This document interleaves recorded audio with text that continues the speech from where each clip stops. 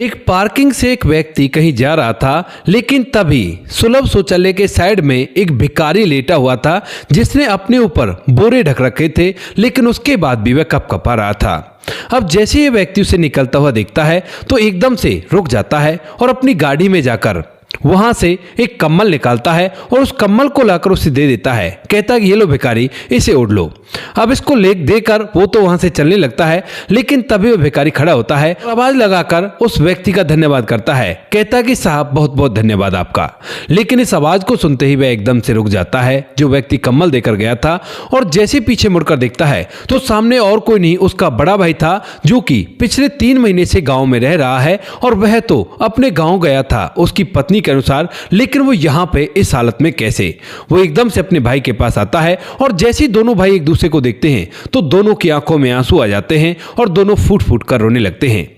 कौन था वह बड़ा भाई, अगर वह गांव में गया था तो यहाँ पर कैसे पहुंचा, पूरी सच्चाई के बारे में जानने के लिए वीडियो को अंत तक जरूर देखें।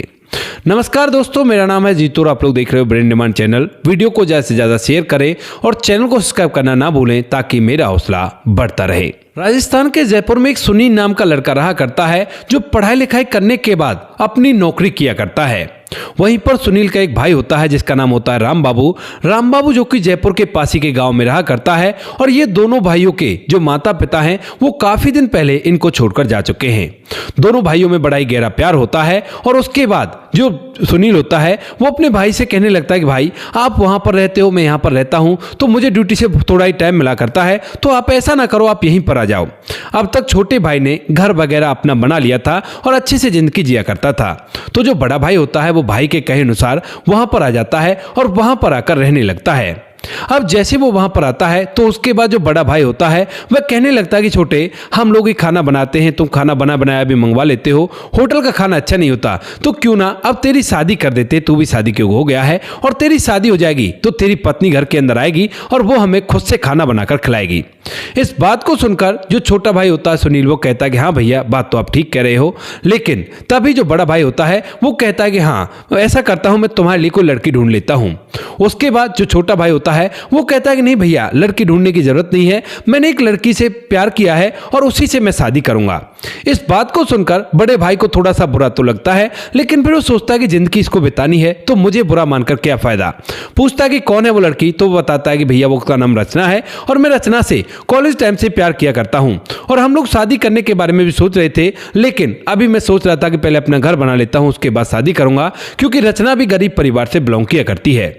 ये बात सुनकर जो राम बाबू होता है वो कहता है कि चिंता मत कर, अगर ऐसी बात है तो तू उससे शादी कर लेना, कौन तुम्हें रोक रहा है। तो वो कहता है कि भैया अभी कुछ पैसा नहीं है ना, पैसा जब हो जाएगा उसके बाद ही शादी करूंगा। इस बात को सुनकर जो राम बाबू होता है वो कहता है कि पैसे की चिंता क्यों कर रहा है, बड़ा तू है या मैं हूं, जब मैं बड़ा हूं तो मैं जिम्मेदारियों को निभाऊंगा और तू बस शादी की तैयारी कर, पैसा मैं लगाऊंगा और अच्छा सारा पैसा अपने भाई की शादी में खर्च करूंगा।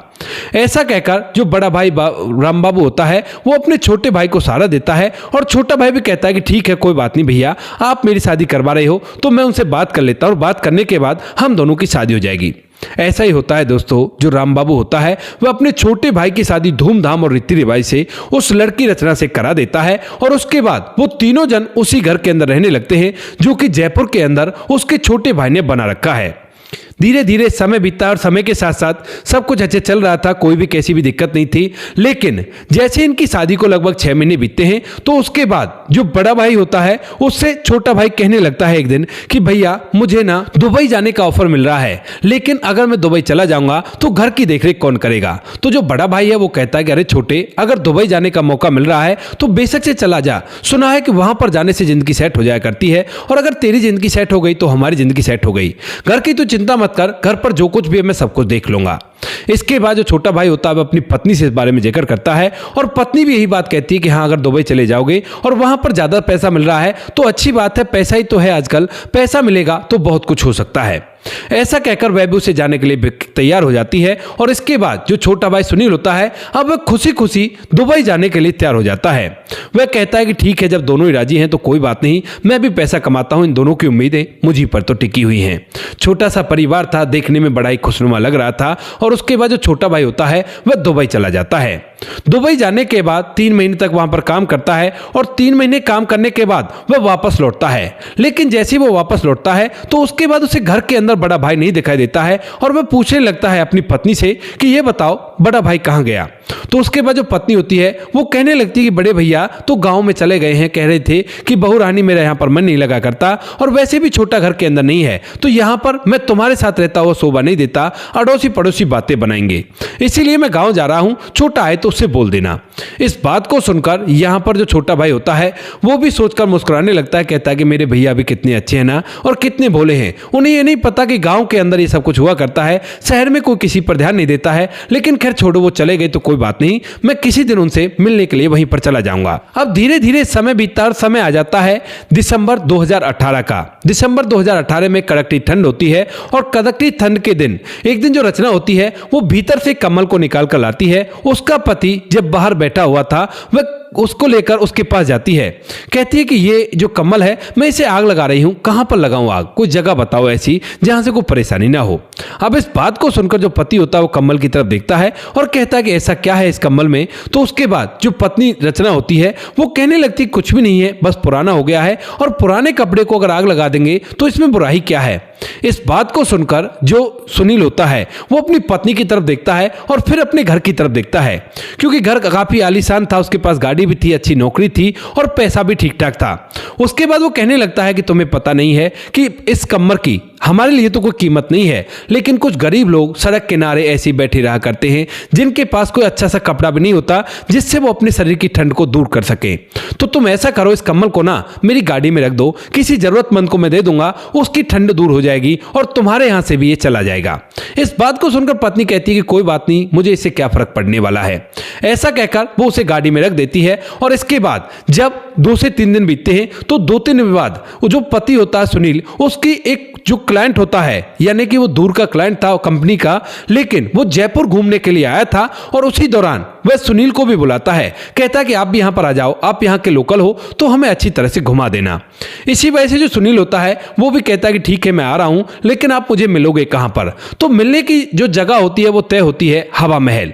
जयपुर का जो हवा महल है वहां पर उन्होंने मिलने के लिए कहा था और जो सुनील होता है वह अपने घर से उसी गाड़ी को लेता है जिसमें वो कम्बल रखा हुआ है डिग्गी के अंदर, और उसे लेकर सीधा उस कार पार्किंग में पहुंच जाता है जो कि हवा महल के थोड़ी ही पीछे है। उस कार पार्किंग के अंदर एक सुलभ शौचालय भी बना हुआ था और जैसे ही यहां पर जो ये लड़का होता है सुनील उस कार पार्किंग में अपनी कार को पार्क करके वहां से निकलता है तो सुलभ शौचालय के साइड में एक गरीब व्यक्ति जो कि देखने से बिल्कुल भिखारी लग रहा था, उसने अपने आप को बोरी से ढक रखा था और बोरी के अंदर वह कपकपा रहा था। अब जो सुनील इस गरीब व्यक्ति को कांपते हुए देखता है और उसके पास कोई कम्बल वगैरह भी नहीं है, हालांकि कुछ और लोग उस सुलभ शौचालय के पीछे पड़े हुए थे लेकिन उनके पास कम्बल थे, लेकिन उसके पास कम्बल नहीं था। तो इसी वजह से वह सोचने लगता है कि इसको कम्बल दे देता हूं और एकदम से उसके दिमाग में वो कम्बल आ जाता है। इसी वजह से जो सुनील होता है वो दोबारा से अपनी गाड़ी पर जाता है, गाड़ी की डिग्गी खोलता है और डिग्गी खोलने के बाद उससे कम्बल निकालकर उस व्यक्ति के ऊपर डालता है, कहता है कि ये लो, इसको ओढ़ लेना, तुम्हारी ठंड दूर हो जाएगी। ऐसा कहकर वह आगे बढ़ जाता है, लेकिन तभी जो भिखारी कम्बल ओढ़कर लेटा हुआ था और कांप रहा था वह एकदम से खड़ा होता है और कहने लगता है कि साहब आपका बहुत बहुत धन्यवाद, बहुत जोर से ठंडी लगी हुई है। अब ये आवाज सुनने के बाद सुनील एकदम से हैरान हो जाता है क्योंकि ये आवाज किसी और की नहीं उसके बड़े भाई की थी और जब वह ये आवाज सुनकर पीछे मुड़ता है तो सामने का दृश्य देखकर उसके पैर तले से जमीन खिसक जाती है कि वो बड़ा भाई जो कि गांव गया हुआ था वह तो यहाँ पर ठंड में ठिठुर रहा है और उसके पास कम्बल वगैरह कपड़ा वगैरह कुछ भी नहीं है। इसके बाद वह एकदम से वापस आता है और कहने लगता है कि भैया आप यहाँ पर कैसे। इतनी देर में उसने उस कम्बल को ओढ़ लिया था और वह कम्बल को ओढ़कर ये सोच रहा था कि चलो अब तो इंतजाम हो गया है और अब मुझे ठंड नहीं लगेगी। वह जब इस बात को सुनता है कि सामने वाला उसे भैया कह रहा है तो उसके बाद वह भी उसकी तरफ देखता है और देखते ही वह भी उसे पहचान लेता है। यहाँ पर बड़े भाई राम बाबू की आंखों में आंसू आ जाते हैं, इधर सुनील की आंखों में भी आंसू आ जाते हैं। लेकिन सुनील जब उससे पूछता है कि भैया क्या हुआ, आप यहाँ पर ऐसे कैसे, और कोई परेशानी थी तो आप मुझे बता सकते थे, फिर यहाँ पर ऐसे कैसे आ गए। इस बात को सुनकर जो राम बाबू होता है वो अपनी आंखों के आंसू को पोंछता है और कहता है कि कुछ नहीं बेटा, बस ऐसे ही जीवन इस मोड़ पर ले आएगा, मुझे पता नहीं था और तूने भी तो कोई गौर नहीं की। सुनील के कुछ समझ में नहीं आता है, वो कहता है कि क्या हुआ भैया, आप बताओ तो सही, आप मेरे पिता की तरह हो, मुझे पता है कि आपने मेरे लिए ही शादी नहीं की है और ना शादी करके मुझे पढ़ाया लिखाया इस काबिल बनाया, क्या मुझसे कोई गलती हो गई मुझे बताओ तो सही। ऐसा कहकर छोटा भाई रो रहा था। तो जो बड़ा भाई सुनील होता है वो उसे बताने लगता है, कहता है कि छोटे, मैं गाँव वाँव नहीं गया था क्योंकि गाँव में तो कुछ है ही नहीं। तेरी पढ़ाई करने के लिए जब माँ हम दोनों को छोड़ गई थी तो मैंने अपनी पढ़ाई को दांव पर लगा दिया और उसके बाद तू खुश रहे इसी वजह से मैंने शादी नहीं की, क्योंकि अगर मैं शादी कर लेता तो मेरी पत्नी न जाने कैसी आती और आने के बाद वो तुम्हें न जाने कैसा प्यार दे पाती या नहीं दे पाती। इसी वजह से मैं शादी नहीं कर पाता हूं। लेकिन मुझे ये नहीं पता था कि मेरा भाई जब बड़ा हो जाएगा उसके बाद मेरी कदर ही नहीं करेगा। सुनील कहने लगता है कि भैया आप क्या क्या रहे हो, साफ साफ मुझे बताओ हुआ क्या था। तो वो कहता है कि बेटा जब मैं ना तुम्हारे पास आया था तो मैं यही सोच कर आया था कि अब बट्टा बड़ा हो गया है, उसकी शादी कर देंगे और दोनों भाई अपने आप आराम से रहेंगे एक साथ मिलजुल कर। लेकिन तूने उस लड़की को पसंद कर रखा था और जैसे तू उससे कहता है शादी करने के लिए, लेकिन तेरे पास पैसे नहीं थे तो मैंने सोचा क्यों ना गांव की जमीन को बेच दूं और इसी वजह से मैंने गांव की पूरी जमीन बेच दी। जब मैं गांव की जमीन बेचने के बाद तेरी शादी करा देता हूं और हम लोग एक साथ रहते हैं तो मुझे बड़ा ही अच्छा लगता है। लेकिन असलियत तो बाद में मेरे सामने आई थी जब तुम वहां पर चले गए थे दुबई और उसके बाद एक दिन तुम्हारी पत्नी मुझसे झगड़ा कर देती है, कहती कि हमारे सर पर न जाने कब तक बोझ बनकर बैठा रहेगा और कब यहां से जाएगा। मैं इस बात को सुनकर तुम्हारी पत्नी से कहने लगता हूं बेटा क्या हुआ बहू ऐसा क्यों कह रही हो। तो उसके बाद वो कहने लगती है कि मैं ही नहीं आपका भाई भी आपसे परेशान है, लेकिन वो कह नहीं सकता, गांव का गवार यहां पर आ गया और ऐसे ऐसे रहा करता है। इन बातों को सुनने के बाद मुझे बहुत बुरा लगता है और मैं कहने लगता हूं कि बहू देखो मेरा और कोई नहीं है, मेरा तुम ही लोग तो हो और अपना परिवार ही अगर मुझसे दूर हो जाएगा तो फिर क्या फायदा होगा इस चीज का। इस बात को सुनकर तुम्हारी पत्नी को न जाने क्या होता है और उसके बाद वो धक्के देकर मुझे घर से बाहर निकाल देती है।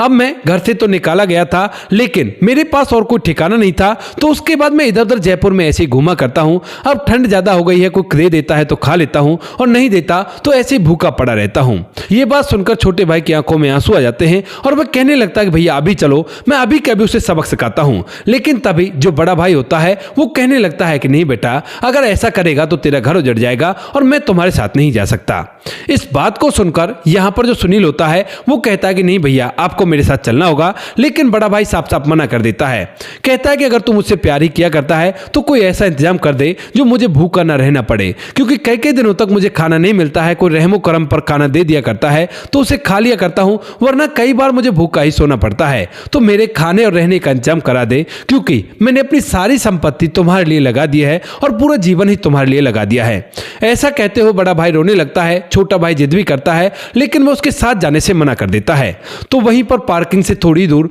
वह एक होटल लेता है और उस होटल के अंदर अपने बड़े भाई को रहने के लिए कह देता है।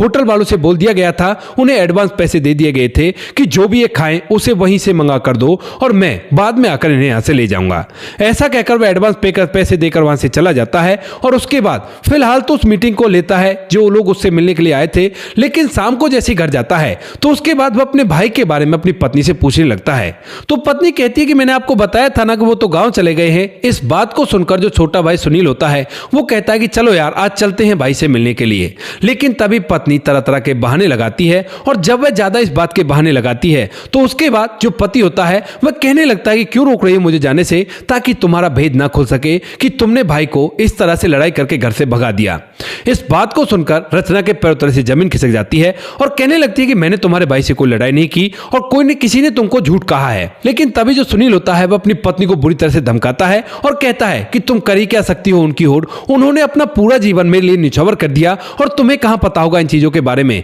तुम्हें तो बस हुआ मिल जाता है, मैं कमाया करता हूं और उसी पैसों पर ऐश किया करती हो। सुनील जो होता है वो पूरी कहानी अपनी पत्नी को सुनाता है कि किस तरह से पिताजी तो उन दोनों भाइयों को बचपन में ही छोड़कर चले गए थे, लेकिन उसके बाद जब मां ने हमें बड़ा कर दिया और मां भी इस दुनिया को छोड़कर चली गई तो बड़े भाई ने मेरे लिए ना तो अपनी पढ़ाई की ताकि मैं पढ़ाई कर सकूं और ना ही उसके बाद उसने अपनी शादी की ताकि मेरे जीवन में कोई दिक्कत ना आ सके। और जब हमारी शादी हुई थी ना, शादी के अंदर जो भी खर्चा हुआ था उस सारे खर्चे के लिए गांव के घर तक को भी भेज दिया और यह बात मुझे अभी अभी पता चली है। इन सभी बातों को सुनने के बाद जो सुनील की पत्नी रचना होती है वह एकदम से फूट फूट कर रोने लगती है और अपने पति के पैर पकड़कर उनसे माफी मांगने लगती है। कहती कहती है कि मुझसे गलती नहीं, मुझसे पाप हुआ है और कैसे भी करके उन्हें ढूंढ कर ला दो, मैं उनसे पैर पकड़कर माफी मांगना चाहती हूँ। यहाँ पर जो सुनील होता है वो उसकी तरफ देखता है और कहता है कि नहीं, जो तुमने पाप किया है उसका प्रायश्चित जब ही होगा जब तुम अपनी जिंदगी को उस तरह से जियोगे जिस तरह से उन्होंने जिया था। मैं तुम्हें अपने साथ नहीं रखूंगा और तुम्हें भी उन्हीं की तरह सड़कों पर भीख मांगनी होगी, इस तरह से घूमना होगा। यह बात सुनकर वह उनके पैर पकड़ लेती है और कहती है कि माफ कर दो, गलती हो गई, आगे से ऐसी गलती नहीं होगी, एक बार मुझे उनसे मिला दो और मैं उनसे माफी मांगना चाहती हूं। इसके बाद जो सुनील होता है वह अपनी पत्नी को बिठाता है और होटल के उस कमरे में ले जाता है जहां पर उसका बड़ा भाई अब अच्छी तरह से बैठा हुआ था। वह बताता भी है कि किस तरह से मैं वहां से लौटा और उसके बाद मुझे यहां पर मिले वही कम्बल, जो कम्बल तुमने जलाने के लिए रखा था, उसी की वजह से इनको ये सब कुछ मिल पाया है। इसके बाद यहाँ पर जो रचना होती है वह अपने जेठ जी से माफी मांगती है, कहती है कि माफ कर दीजिए, मुझे पता नहीं था कि आप हमारे लिए इतने अहम हो और आगे से ऐसा कुछ भी नहीं होगा। जो सुनील का बड़ा भाई होता है बाबूराम, वो कहने लगता है कि नहीं छोटे, तू आराम से रह, कोई भी दिक्कत नहीं है, मैं तो अपनी जिंदगी को जैसे तैसे व्यतीत कर लूंगा। लेकिन यहाँ पर रचना और छोटा भाई उससे जिद करते हैं और जिद करके उस टाइम पर उसे अपने साथ ले जाते हैं। उसके बाद जो छोटा भाई होता है वह अपने भाई के लिए एक अलग से घर बनाता है और अपने भाई के लिए एक ऐसी लड़की ढूंढता है। सुमित्रा नाम की लड़की से 2024 में उसकी शादी करा देता है और आज राम बाबू और सुमित्रा को एक बच्चा भी हो चुका है। छोटा भाई और बड़े भाई दोनों प्यार से रहा करते हैं। हालांकि छोटे भाई की जो पत्नी होती है वह बड़े भाई से कुछ भी नहीं कहा करती है ऐसा वैसा, लेकिन फिर भी छोटे भाई ने अपने बड़े भाई को अलग से कर दिया। सोचा कि जब पत्नी ऐसा कर सकती है तो बच्चे तो बहुत कुछ कर सकते हैं, इनके खुद के बच्चे होंगे तो बड़ा ही अच्छा होगा। ऐसा सोचकर उसने अपने बड़े भाई का अलग से घर तो बना दिया है, लेकिन अभी तक वो सभी लोग एक साथ रहा करते हैं। तो दोस्तों ये थी आज की कहानी। आपको जैसी भी लगी कमेंट सेक्शन में बता देना। वीडियो अगर अच्छी लगी तो वीडियो को लाइक और चैनल को सब्सक्राइब जरूर करें ताकि हमें थोड़ा सा हौसला मिल सके आप लोगों के लिए ऐसी अच्छी वीडियो बनाने के लिए। इन कहानियों को सुनाने का उद्देश्य किसी को परेशान करना बिल्कुल भी नहीं है। ये कहानी आपको इसलिए सुनाई जाती है ताकि आप लोग इन कहानियों में से कुछ ना कुछ सीख सको और अपने जीवन में उस चीज को अप्लाई कर सको। मिलते हैं किसी नेक्स्ट वीडियो नए टॉपिक के साथ, तब तक के लिए जय हिंद, जय भारत, जय हिंदुस्तान।